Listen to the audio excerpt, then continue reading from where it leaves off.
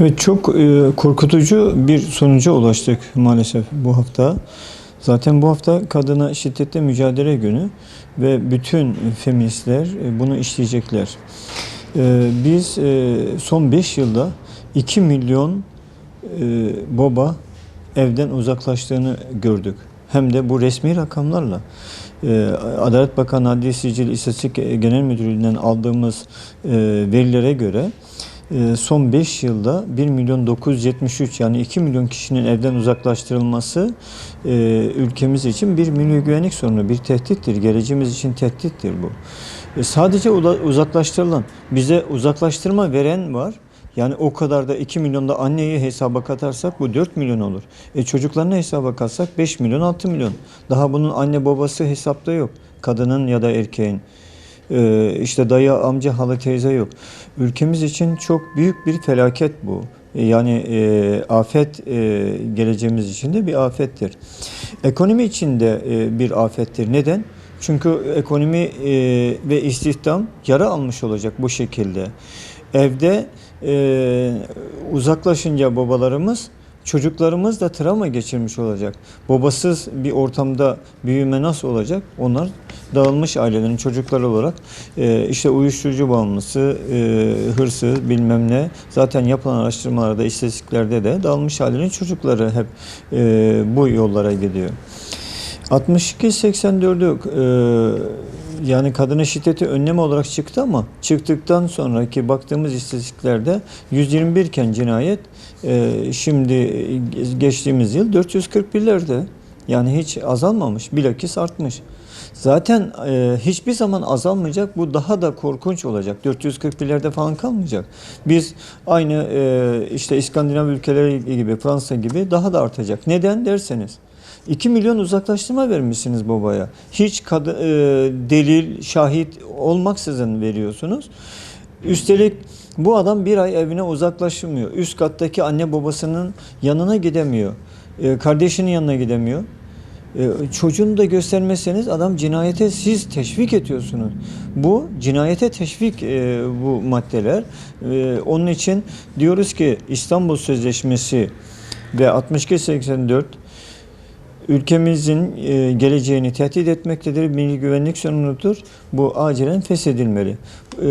Tayyip Bey de zaten feshedilebilir dedi ama feministler daha çok bastırdığından önce aile diyenlerin daha çok çalışması, topyekün bu konuda yetkililere sesini duyurması gerektiğini düşünüyoruz. Mesela sadece bir telefonla 344 bin kadında şu anda KADES dediğimiz kadını destekleme butonu var. Yani ihbar 15.800 civarında olmuş. Ama uzaklaştırmada iftira olarak bunu kullanıyorlar. Siz iftiraya ceza vermezseniz teşvik etmiş oluyorsunuz. Yani ülkenin geleceğini de tehdit etmiş oluyorsunuz. 2 milyon gerçekten ürkütücü. Buna ne yapmak lazım efendim? İftiraya ceza getireceksiniz. Adli makamlara yanıltma ve iftira suçundan işlem yaparsanız bu önlenebilir. Zaten anayasamızın 41. maddesi de ailenin korunması diyor. Siz zaten sadece kadına yönelik şiddete dur derseniz bu erkeğe, çocuğa yönelik şiddete evet anlamı taşır ki şiddetin biz her türlüsüne, bütün canlılara, çiçeğe, böceğe dahil karşı çıkmalıyız. Ama bu bir oyun, bir tezgah. Ailesiz, ahlaksız, cinsiyetsiz toplum isteyen küresel şer güçlerin bir oyunu. Bu oyuna gelmeyelim. Erkekle kadını savaştırmak istiyorlar. Biz bu tezgaha düşmemeliyiz. Aile Bakanlığı diye bir bakanlık yok zaten. Yani Kadın Bakanlığı var. Bakanımız zaten gelir gelmez kadın güçlü olursa toplum güçlü olur diye demeç verdi. Yani aile olarak görmüyor orayı.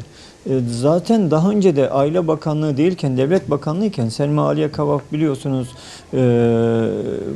aile konusundaki çalışmalara, işte toplumsal cinsiyet eşitliği gibi çalışmalara eşcinselliğe karşı geldiği için yerine gelen bakan feministlerle birlikte oldu.